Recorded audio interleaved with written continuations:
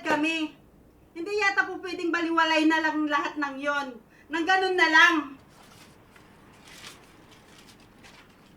Ayan o, may kasunduan kami. Hinuhulugan ko ito hanggang ngayon. Mahigit 80,000 na nga.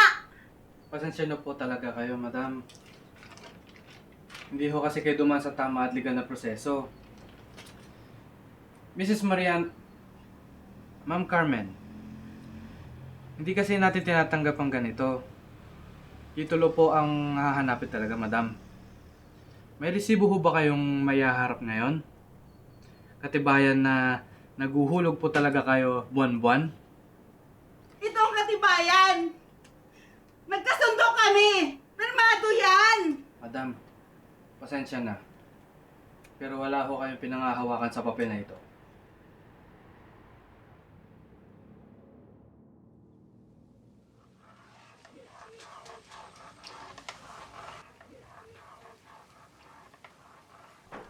Helen, napag-isipan mo na bang kukunin mo sa kolehiyo? Baka ho po pwedeng dito na lang ako sa bukid, Nay. Tutulungan ko po kayo. Anong pinagsasabi mo, Helen? Akala ko ba gusto mo rin mag-Maynila? Gusto nga po, pero mas gusto ko po makatulong. Huwag mo akong alalahanin dito. Kaya kong sarili ko. Eh paano naman pong hindi iisipin? Hindi na ho kayo bumabata. Litse, sino may sabing tumatanda ako? Lahat, hindi na bumabata, anak. At huwag mong itali ang sarili mo sa amin ng tatay mo. Gusto mo pag katulad sa kuya mo, paiba-ibang isip? Nay? Nay?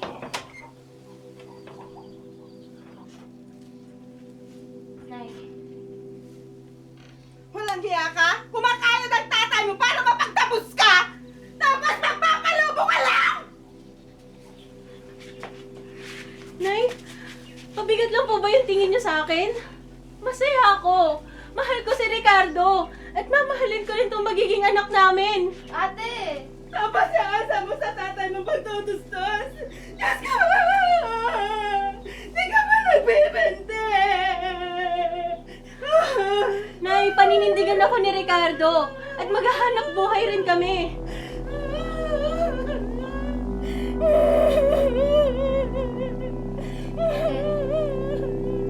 Helen? Helen? Uy, Helen! Pumasok na tayo. Andiyan na yung taga-Dar.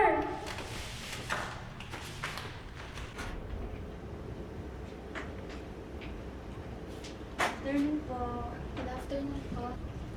Helen! Naaprobahan na yung request mo. Ang kailangan na lang ang pirma mo. Totoo po ba?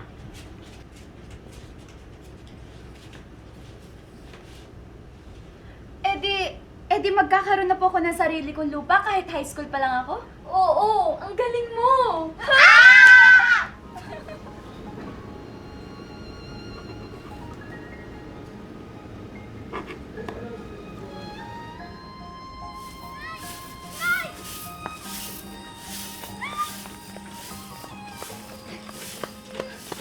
Nay, naaprubahan na po tayo sa CLOA. Ha? May nakilala po akong taga-Dar. At ang sabi niya, tutulungan niya daw po tayo. Naku, salamat! Malaking tulong to!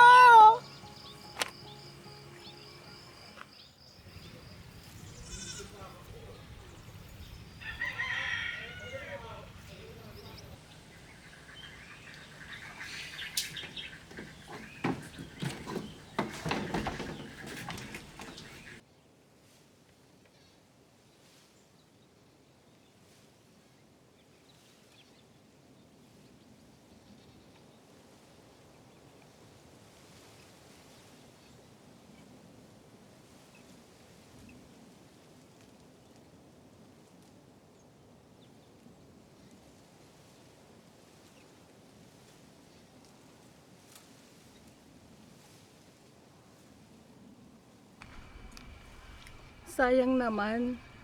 Paano mga pangarap mong mag-Maynila? Eh, hindi ko rin po alam, Nay. Anak, napakabuti mong bata.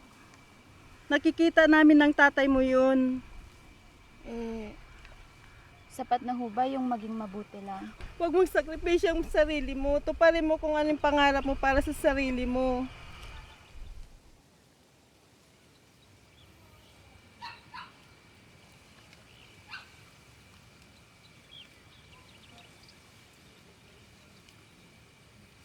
Anak, Halika na po, Nay.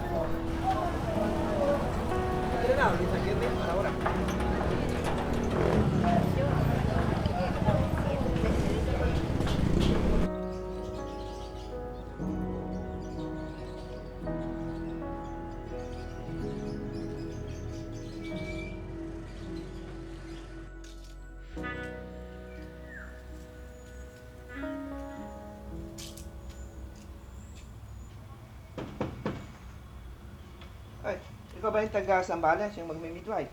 Teresita. Opo, ako po. Helen po. Ah, Sita na lang at malakas makatanda yung pangalan ko. Hindi naman po. Mukha nga po kayong 18 months lang. Isus mo na yun, nagbolo pa tong batang to. Halika, pasok mo, dali.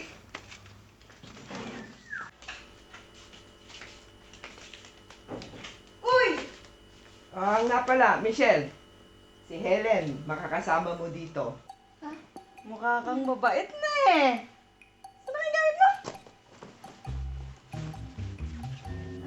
Ate Sita, ito nga po pala yung bayad ko para ngayong buwan. Para po sa susunod na buwan, baka po mahuli eh. Bayaan mo lang anak, bago ka pa lang dito. Okay? So, enjoy yourself. Uy! Pasensya ka na, kakatapos ko lang kasi tumae. Uy! Baho! Grabe ka naman. Sino siya? Si Ellen pala yan, bago natin kasama dito. Tara na, yan mo yan naman, bando tayo.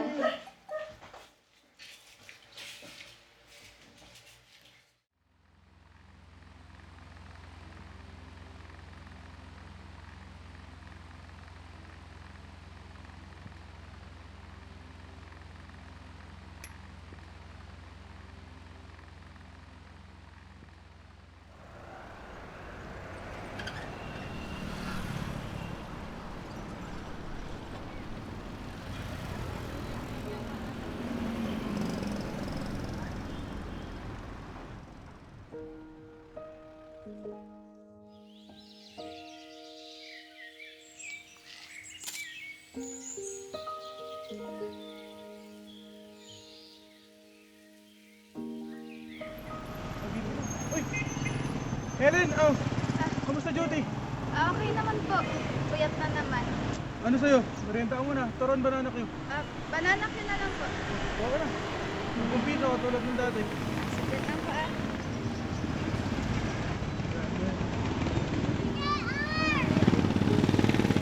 Maganda mong yan ha. Pwede ka pa ha. Kuya naman. Una na po ako ah. Sige, sige. Ingat. Thank you po. Ingat. Tama ka mo. Oh, Ellen, may anak ka? Buti naabutan mo pa yung dalang lisensya na longganisa. Nag-abala pa kayo. Wag na. Busog pa ako. Kumakalam niya si Kura, busog. Masamang tumanggi sa grasya. Ay, wah, yan yung mga anak ah. Oo, sige. Ako na lang maghuhugas ng pinggan. Wag na. Oh, narinig mo yun. Siya ang maghugas ng plato ah. Wow ha? Joke lang. Hindi na talaga. Ako na maghuhugas ng pinggan.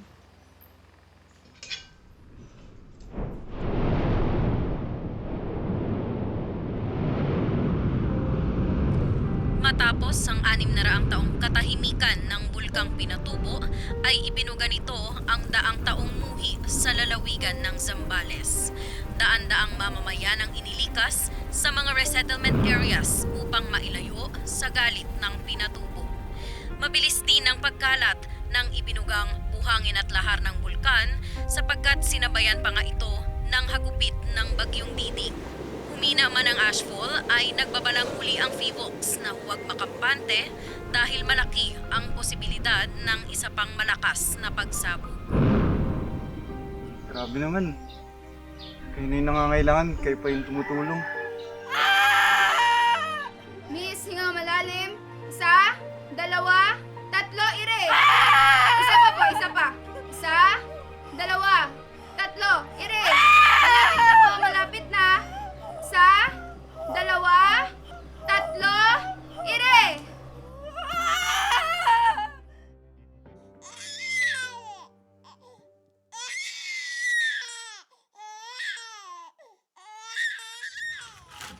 Helen! Ano po yun? Mars, ano ka ba? Si Jemerly to. Ikaw pala, Jemerly. Wow, grabe ang gluta ha. Mars, ako pa ba? Nga pala, makikimiting ka bukas? Anong meron? Para bang iispitin na yung buong lupa natin, Mars. Kailan naman ang meeting? Bukas nata yun, Mars. Bukas agad? Mars, kaya nga tinatanong kita.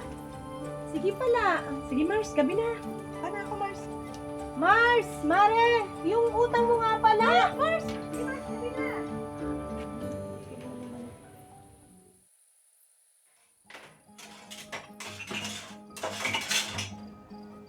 Ma! Ma! Gabi na! Bakit ngayon ka lang? Ma! Gagraduate na ako. Next month na. Talaga, anak? I'm so proud of you! Thank you po sa lahat, ma. Salamat naman sa Diyos! Kuha na natin talaga yung individual title natin. Ano ba? Oo, nabalitaan ko kanina. Excited na talaga ako. Mars, buti na talaga. Ay, good afternoon! Ay, pasensya na po kayo dahil dito ang meeting muna natin ngayon dahil yung conference hall ng DAR ay under construction pa hanggang ngayon. Alam niyo po ba kung bakit ko kayo pinatawag? Alam niyo na. Dahil po dito sa tinatawag natin split project ng DAR. Alam niyo ba kung ano yung split? Support to parcelization of lands for individual titling. Na kung saan yung inyong mga collective CLOA ay merong free subdivision survey para po magkakaroon na kayo ng individual titles.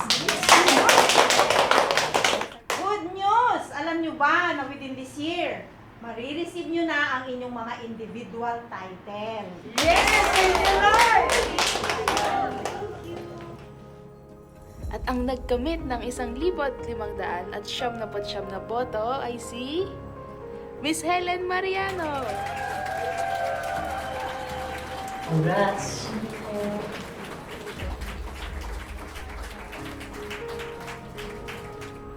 Kagawad, galingan mo ang serbisyo ha. Opo, makakaasa sa Congratulations again.